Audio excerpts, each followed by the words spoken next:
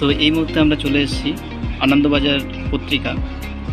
তো আজকের ডেটটা দেওয়া রয়েছে 31শে অক্টোবর 2020। ঠিক এর নিচেই আমরা দেখতে পাবো যে তোমাদের গৌড়বঙ্গ বিশ্ববিদ্যালয়ের যে ইনফরমেশন কিছু দেওয়া রয়েছে, এর মধ্যে খুব গুরুত্বপূর্ণ ইনফরমেশনগুলো দেওয়া রয়েছে। যে সমস্ত ছাত্রছাত্রীরা এখনও পর্যন্ত রেজাল্ট পাওনি, যাদের তালিকাতে নাম নেই অথচ তোমরা পরীক্ষা দিয়েছো, সেই সমস্ত ছাত্রছাত্রীদের এখানে কী কী করতে হবে সমস্ত ব্যাপারটা এখানে বলে দেওয়া আছে। তো চলুন আমরা ব্যাপারটা পুরোটাই পড়ে নিই কী কী বলা রয়েছে এর মধ্যে। গৌড়বঙ্গ স্নাতকে পাশের হার 99%, 99% পাস করেছেন। এখানে তোমরা দেখতে পাচ্ছ করোনা আবহে পরীক্ষা শেষ হওয়ার 10 দিনের মধ্যেই স্নাতকের ফল প্রকাশ করলো গৌড়বঙ্গ বিশ্ববিদ্যালয়।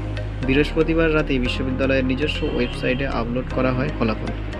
আর এবারের ফলাফলে চূড়ান্ত বর্ষের স্নাতক ও সাধারণ বিভাগের পাশের হার 99%। এছাড়া গৌড়বঙ্গ বিশ্ববিদ্যালয়ের অধীনে একাধিক কলেজে পাশের হার 100%। এবারে দুই স্তরেই গত বছরের তুলনায় পাশের হার অনেকটাই বেড়েছে বলে দাবি বিশ্ববিদ্যালয়ের কর্তৃপক্ষের। গৌড়বঙ্গ বিশ্ববিদ্যালয়ের অধীনে মালদহ, দিনাজপুরের 25টি কলেজ রয়েছে।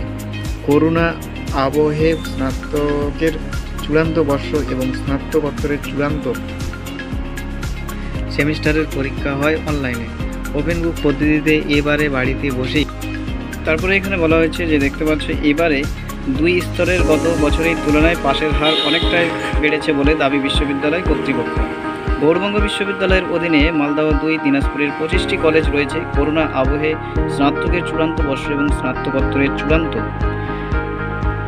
সেমিস্টারের পরীক্ষা হয় অনলাইনে ওপেন বুক পদ্ধতিতে। এবারে বাড়িতে বসেই পরীক্ষা দেন পরীক্ষার্থীরা। 18 অক্টোবর পরীক্ষা শেষ হয়। বিশ্ববিদ্যালয় সূত্রে জানা গিয়েছে চূড়ান্ত বর্ষের স্নাতকে 5,853 জন এবং সাধারণ বিভাগে 13,782 জন পরীক্ষা দিয়েছিলেন। স্নাতকে 99.23 এবং সাধারণ বিভাগে 99.28% পরীক্ষার্থী পাশ করেছেন। স্নাতকে প্রথম শ্রেণীতে 2,745 জন এবং দ্বিতীয় শ্রেণীতে 2,991 জন পরীক্ষার্থী পাশ করেছেন।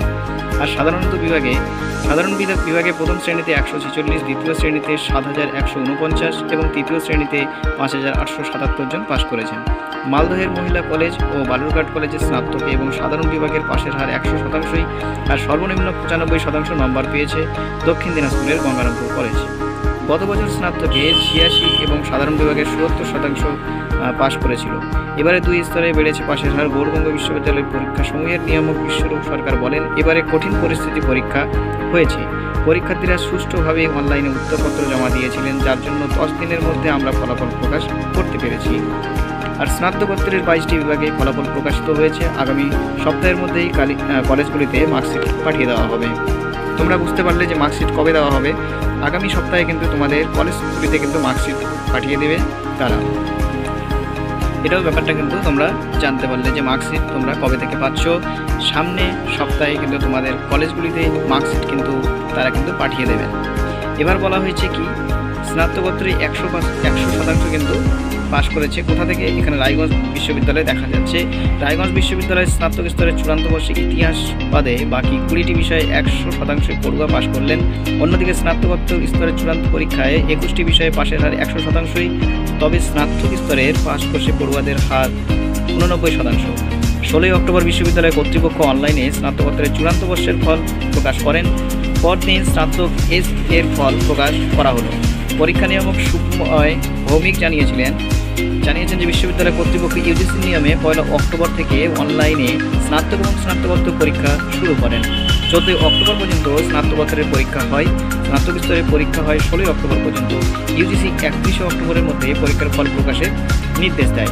বিশ্ববিদ্যালয়ের রেজিস্ট্রার দুর্লভ সরকার বলেন, স্নাতকোত্তর স্তরের পরীক্ষা শেষ হওয়ার 48 ঘন্টার মাথায় ও স্নাতক স্তরে পরীক্ষা শেষ হওয়ার 24 ঘন্টার মাথায় বিশ্ববিদ্যালয় কর্তৃপক্ষ ফল প্রকাশ করতে সক্ষম হয়েছেন।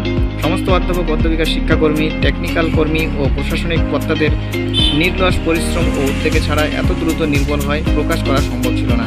বিশ্ববিদ্যালয় সূত্রের খবর, এবছর কলা, বিজ্ঞান, বাণিজ্য বিভাগ মিলিয়ে স্নাতকে 21টি বিষয়ে 750 জন পড়ুয়া পরীক্ষা দিয়েছেন। স্নাতকোত্তর স্তরের 21টি বিষয়ে পরীক্ষার্থী ছিলেন 600 জন। অন্যদিকে স্নাতক স্তরের পাস কোর্সে 550 জন পরীক্ষা দিয়েছেন। শুভময় জানিয়েছেন যে স্নাতক স্তরে ইতিহাসে 98% পড়ুয়া পাশ করেছেন, বাকি 2% পড়ুয়া কেন পাশ করতে পারলেন না তা দেখা হচ্ছে।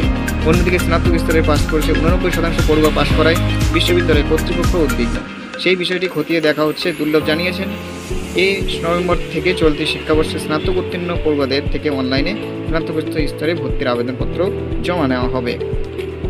তো আশা রাখছি এই ভিডিওটা তোমরা দেখতে পেলে, এবং যদি তোমাদের এই ভিডিওটা কাজের মনে হয় তোমরা অবশ্যই একে অপরকে শেয়ার করো, এবং এখান থেকে তোমরা যেটুকু ইনফরমেশন পেলে, হয়তো অনেক কিছু ইনফরমেশন পেলে, এবং এবার কথা হচ্ছে যে সমস্ত ছাত্রছাত্রীরা পরীক্ষা দিয়েও যাদের নাম তালিকাতে আসেনি তাদের কি হবে, তো সেটা নিয়েও এখন বিস্তারিত জানাবো। চলুন সেটা নিয়ে একটু কথাবার্তা বলি। তো তোমরা এখানে দেখতে পাচ্ছ যে স্নাতক স্তরের অসম্পূর্ণ ফল 10ই নভেম্বরের মধ্যেই প্রকাশের চেষ্টা। অর্থাৎ এখানে তোমরা বুঝতেই পারছো যে সমস্ত ছাত্রছাত্রীদের তালিকাতে নাম নেই, যাদের রেজাল্ট এখনও পর্যন্ত তোমরা পাওনি, তাদের কোনো চিন্তার কোনো এখানে কারণ নেই। তোমাদের রেজাল্ট কিন্তু 10ই নভেম্বরের মধ্যে ফলাফলটা প্রকাশ করে দেবে গৌড়বঙ্গ ইউনিভার্সিটি, এমনটা কিন্তু বোঝা যাচ্ছে এই পেপারের মাধ্যমে। তো এটা আজকেরই খবর, তো তোমাদের এটা জানিয়ে দিলাম। তো আশা রাখছি তোমরা যদি ভিডিওটা কাজের মনে হয় অবশ্যই একে অপরকে শেয়ার করবেন এবং একটা লাইক করবেন। Thank you so much content পাওয়ার জন্য।